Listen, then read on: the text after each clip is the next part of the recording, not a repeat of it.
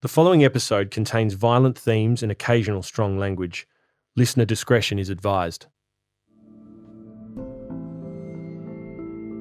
The date is April 13th, 1942.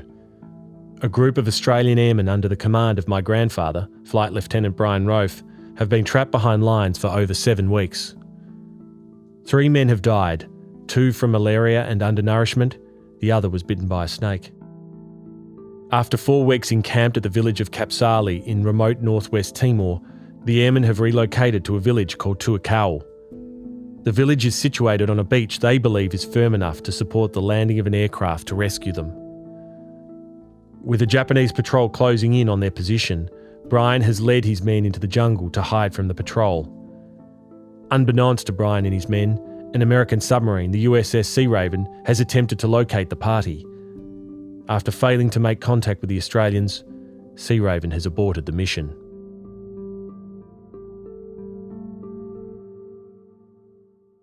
I'm Tom Trumbull, and this is Trapped. Men and women of Australia. Australians, you are the sons and daughters. The story of one of the greatest escapes of the Pacific War. Japanese naval and air forces launched an unprovoked attack. A state of war exists between Australia and Japan.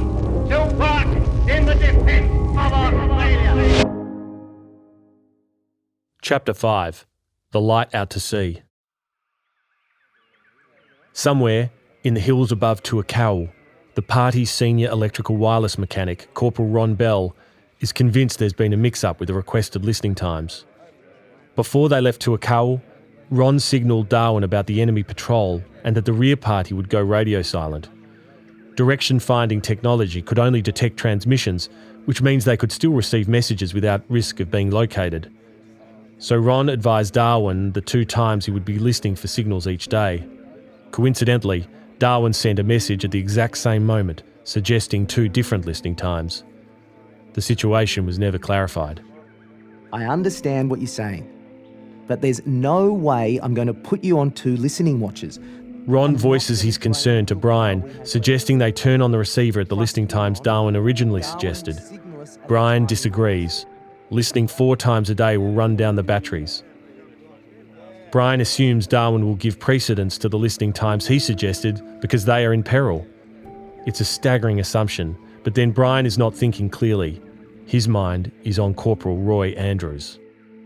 All right, Andrews. On your bloody feet. You aren't fooling anyone. Get up. Roy has undergone as big a physical transformation as anyone. His thick neck, round shoulders and broad chest is whittled away to skin and bones. The sharp-tongued jokester who nonchalantly smoked cigarettes through a bombing raid is gone. Nearly 2 months in the jungle has melted away Roy's soul. In Bryan's view, Roy's problems are all in his head. Physically, he's no more sick or weak than the rest of them. He needs to toughen up. Bryan lowers himself to within inches of Roy's face. Come on, Andrews. You've got your parents, your brothers and sisters, all your friends at home. Don't throw in the towel. Fight. Fight hard. Keep trying like the rest of us. Roy doesn't move. Bryan strikes him across the face with an open hand. He grabs his shirt and starts shaking him, ordering him not to give up. Roy keeps his eyes shut the whole time, never uttering so much as a groan. You're gutless. The tirade draws everyone's attention, including leading aircraftman Len Burke. He's the one that Bryan Rofe shook, trying to get some fight into him, you know. He meant well. It didn't look good when he did it, but he meant well, certainly. And it doesn't work.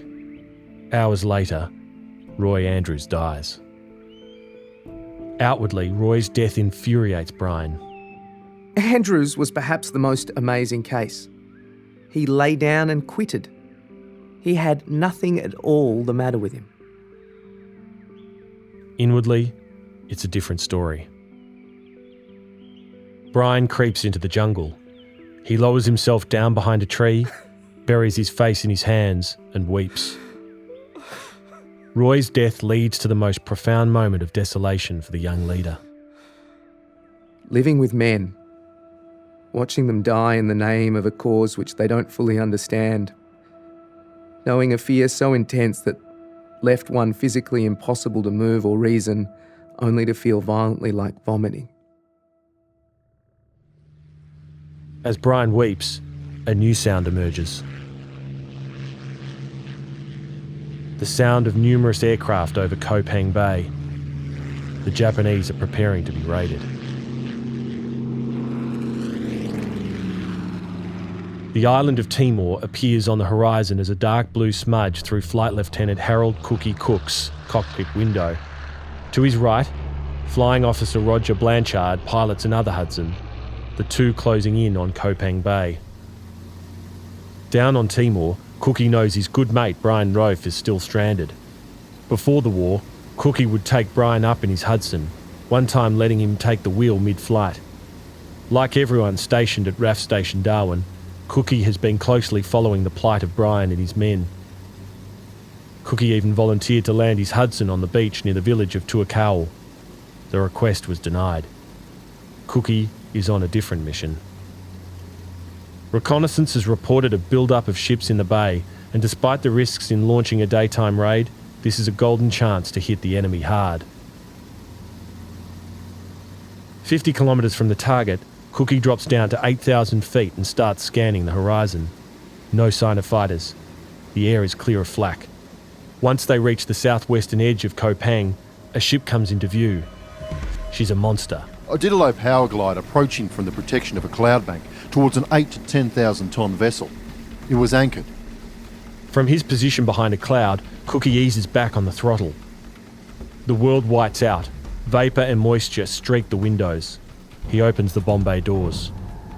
In a final stomach-lifting lurch, they clear the cloud. Cookie's hands grip the wheel. 3 Zeros are circling over the bay. The moment the Zero pilots see Cookie's Hudson, they loop around behind him and prepare to attack. I realised I didn't have enough time to get to cloud cover before the enemy reached me, so I decided to do my approach run over the target. 2 fighters close in fast on his starboard wing. Cookie's got Sergeant Bert Hurl up top in the dorsal turret, Pilot Officer Vivian Leithhead manning the guns fixed to the nose of the Hudson, and gutsiest of all, Sergeant Doug Witham on the wind-down ventral gun, lying stomach first on a ramp that extends underneath the underbelly of the Hudson. A leather belt is all that keeps Witham from plummeting to his death. All 3 men send a continuous stream of lead at 0 zipping around the Hudson. Cookie brings the Hudson down to 800 feet. The air sings with machine gun bullets. He checks his approach and then hits the release button, laying down 4 250-pound bombs. 2 orbs of fire turn to black smoke on the deck of the anchored ship. Cookie scores a direct hit. There's no time to celebrate. I went down almost to water level and tried avoid tactics.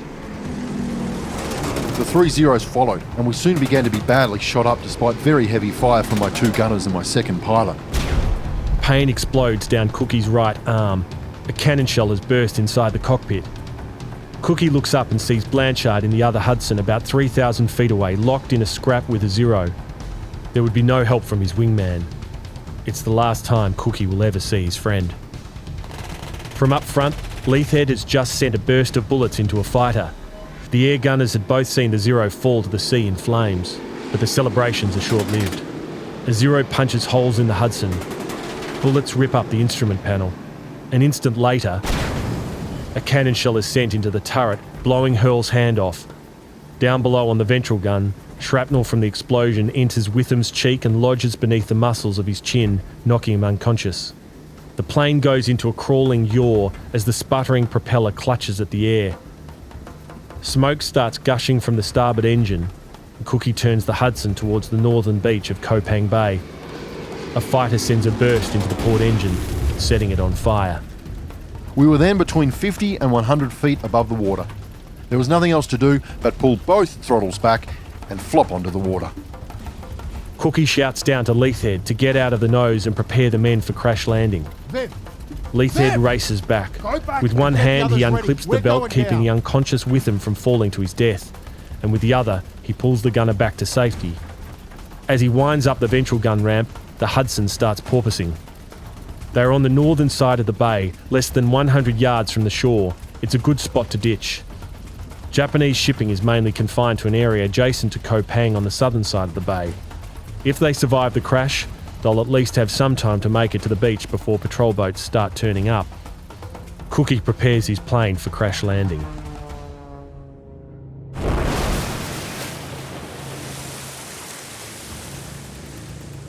They've landed in about 3 feet of water. Seawater has extinguished the flames from the port engine. The Zeros approach, preparing to strafe.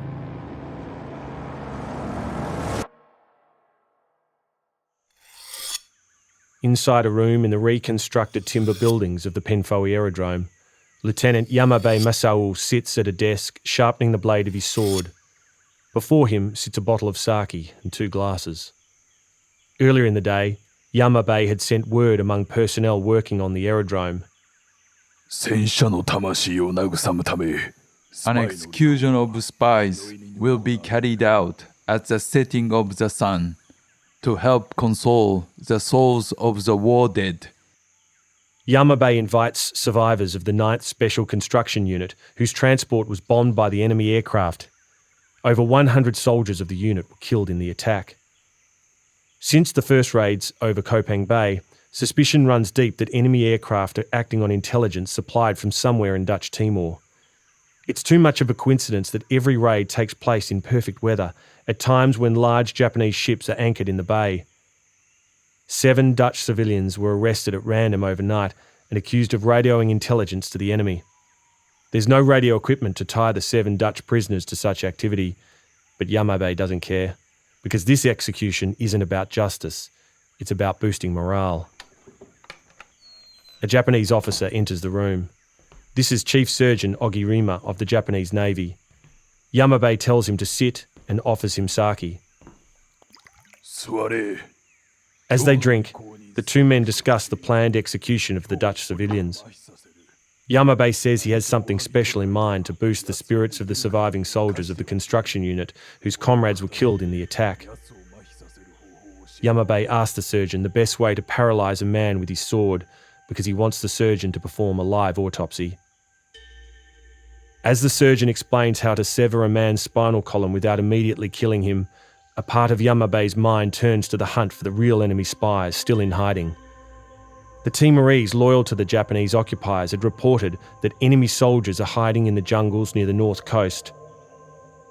A patrol sent to the region failed to find any sign of them, but Yamabe is convinced they are still there, still signalling intelligence and still calling in the air raids. Yamabe resolves that after the execution, he will order his soldiers back into the region to track down the spies. But this time, there won't be just 1 patrol. There will be 3, and they will each comprise 100 soldiers.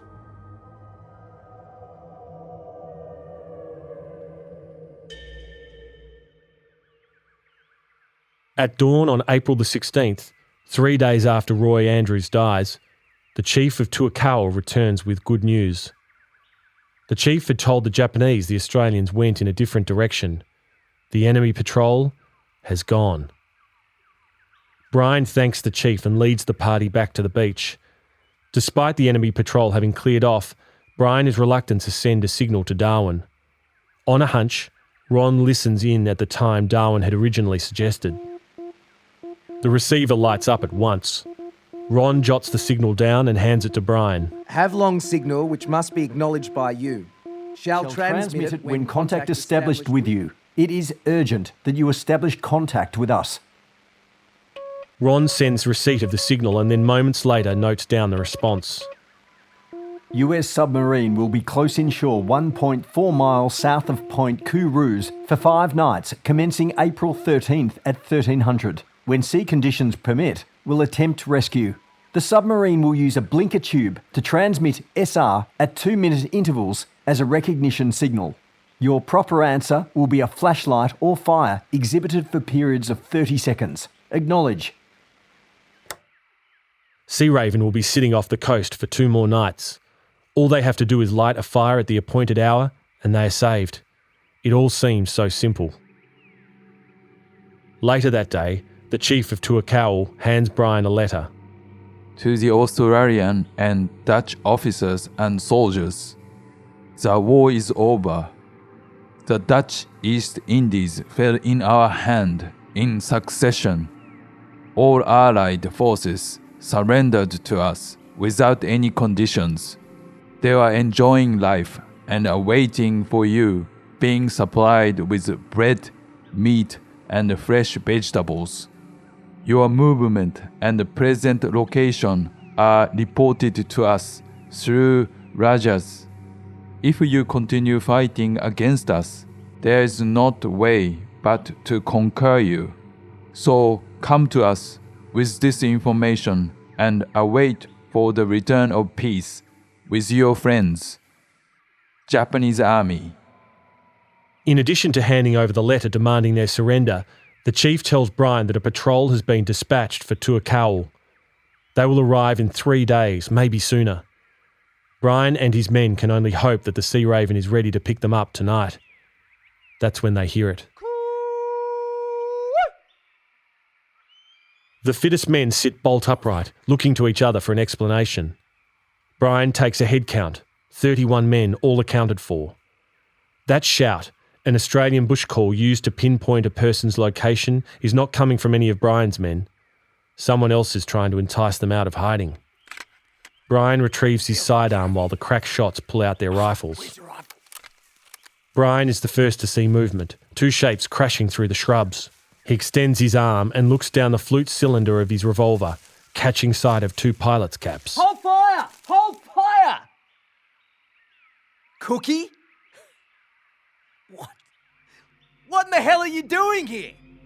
Revolver pointed at the ground, adrenaline seeping out of his pores, Bryan thinks he is hallucinating. Morning, Rofe.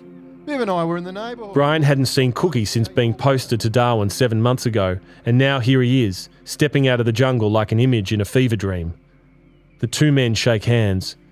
Cookie fills him in on the bombing run and the dogfight over Kopang Bay, and tells him what happened after the forced landing on the water. We crash-alighted about 1 mile west of the village of Pariti, in about 3 feet of water at practically low tide. The Zeros circled round us a couple of times, but didn't molest us again. I believe they thought we were dead. Timorese villagers launched wooden craft into the water and rescued Cookie and his 3 crewmen. But Cookie's air gunners, Sergeants Witham and Hurl, were in bad shape. It was obvious that the 2 sergeants could not be moved, so I arranged with the natives to care for them until the Japanese came, as medical treatment was their urgent requirement. It wasn't unreasonable for Cookie to assume that the Japanese would provide medical care to the air gunners. Japanese brutality towards Allied prisoners of war wasn't confirmed until later. From Bryan's perspective, Cookie showing up is a good omen. Cookie and Leithhead are in excellent condition compared to Bryan's men and could be useful during their escape. The arrival of Cookie on the Friday at lunchtime came as a tremendous surprise, and at last I could see that ace of trumps being played, and everything fitting into a perfect plan.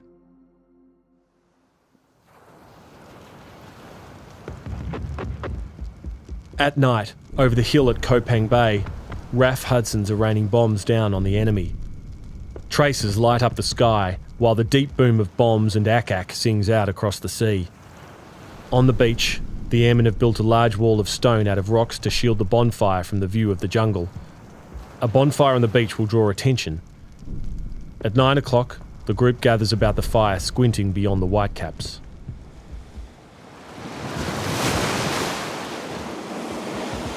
Sea Raven surfaces about 2 kilometres off the coast of Tuakau, into the cacophony of the bombing raid on Kopang. Lieutenant Commander Hiram Cassidy estimates 25 anti-aircraft guns firing almost continuously. At the rendezvous point, Cassidy observes 7 horsemen plus 3 pack horses and 4 men afoot. He's too far away to confirm beyond doubt that these are the Australian airmen. He also sees something troubling. Observed blinking lights on Cape Kurus. Those lights belong to the Japanese patrol, about 10 kilometres north of the stranded airmen. Cassidy passes word for the wherry crew to assemble topside. Once again, Ensign George Cook and Petty Officers Joseph McGreevy and Leonard Markison will crew the wherry. As McGreevy points out, they are all relieved to be called up onto the deck to get things underway. Submerged, we went through our routine duties through the rest of the day. Tension was something we could almost touch. Surfacing that night, we were informed that the rescue was still in order. It takes an hour to pull the wherry from the submarine superstructure. Cassidy has men on the deck gun and machine gunners standing by. 40 minutes before the appointed hour, someone spots something. a dark shape moving up behind them. Cassidy turns around. He's back now to the island. Moonlight catches the phosphorescent wake of a Japanese vessel bearing northward on Sea Raven's beam. Sighted unidentified ship 3 miles west of Kouros, point on northerly course. Speed 10 knots. Cassidy thinks fast. Deck gun, stay ready. Forward and aft torpedo, battle stations. Make ready the tubes forward and tubes aft. Range. Give me a range, damn it. 10 men are topside and a wherry is sitting unsecured on deck. Diving is not an option. From up top, he relays coordinates to the chief of the boat in the control room, pointing the bow of the submarine directly at the enemy vessel. Maneuvering left, full rudder. Ahead 1/3. All stop. Stand by, torpedo. If he swings about, give him the full salvo. Attacking the ship is an absolute last resort. The moment the torpedoes are in the water, the rescue attempt is off. Every Japanese boat patrolling the Savu Sea would be on the hunt in minutes. But the enemy ship holds her northerly course. Stand down, torpedo. Deck gun. Eventually disappearing behind Cape Kouros. Cassidy turns Sea Raven around so she sits parallel to the shore. The hour is upon them. Cassidy trains his binoculars shoreward. Bryan gives the word to his men to flash torchlight seawards. There's no breeze, only the sound of the surf, but nobody listens to the surf. They are listening to the clock in their heads, counting down from 30. When the count is over, Bryan orders the torches switched off, and that's when they see it. Here's Len Burke recalling that moment. The flashes light out to sea. Up comes signal, SR, which I was the only one I could read because I'd been trained in visual Morse in the army, not in the Air Force. And goes hope. So the signalman on the sub let go the whole lot of visual Morse code. Fortunately that I had the training, I was able to read it. And I spelt a few words out. Manoeuvring, contact later, and a few other words. Bryan orders Ron to signal Darwin, confirming that contact has been made with the American submarine.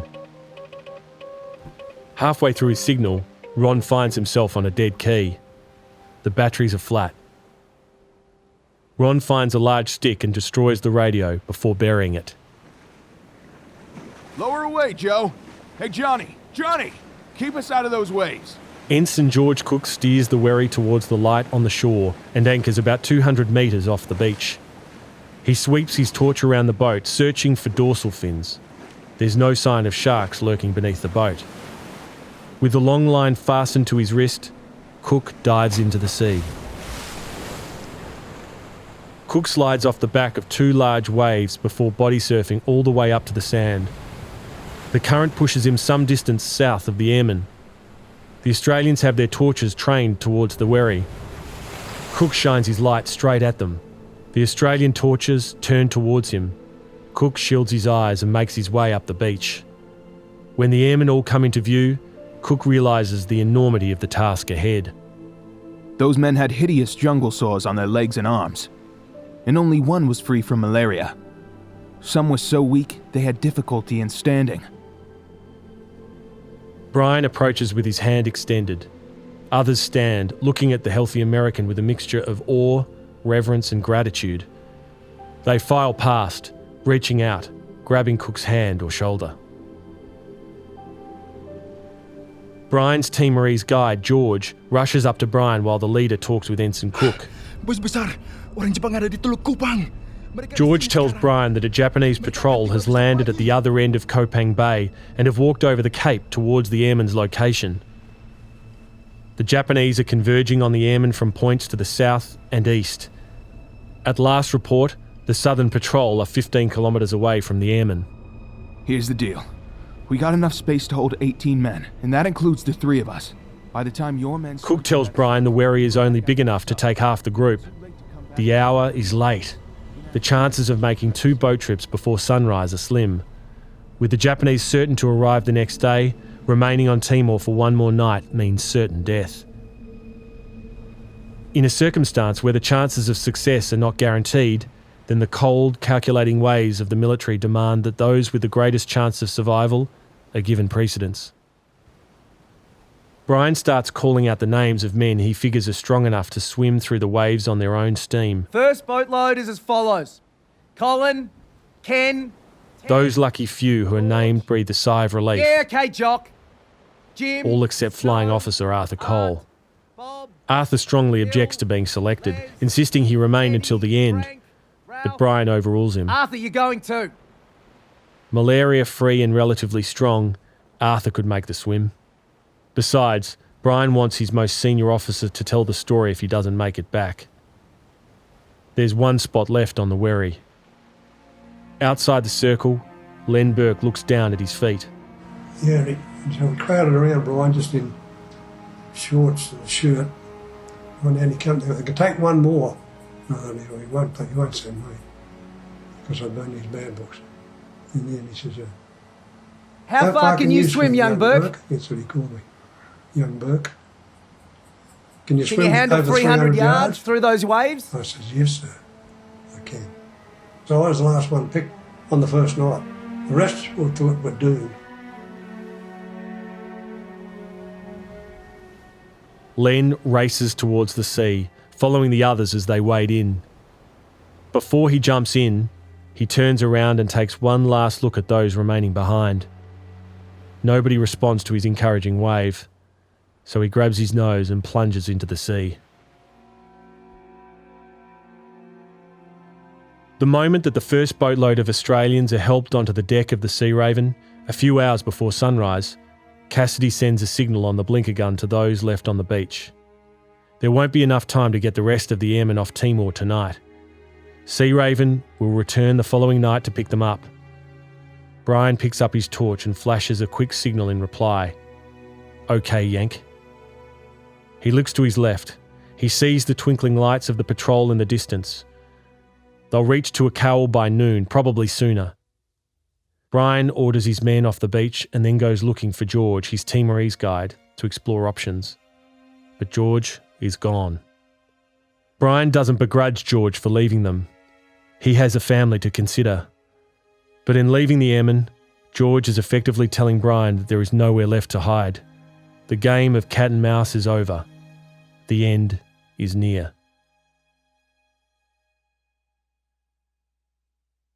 Next time on Trapped. Lead kindly light amidst the encircling... Surfaced and observed air raid on Kopang.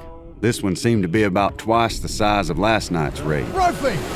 What the bloody hell are you doing? Come on, let's go! They're coming! Watch that anchor! It's slipping! We're going in! Boogie, get over here! Quick, get it over! Come on! Give it everything! We're nearly there! Keep paddling! Keep bloody paddling!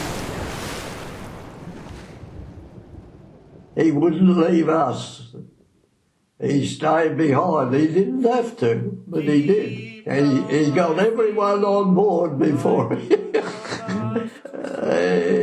was a good leader, no doubt about that. One step enough for me. Trapped was written and produced by Tom Trumbull with Sam Loy, James Milsom and Ryan Pemberton for the Australian War Memorial.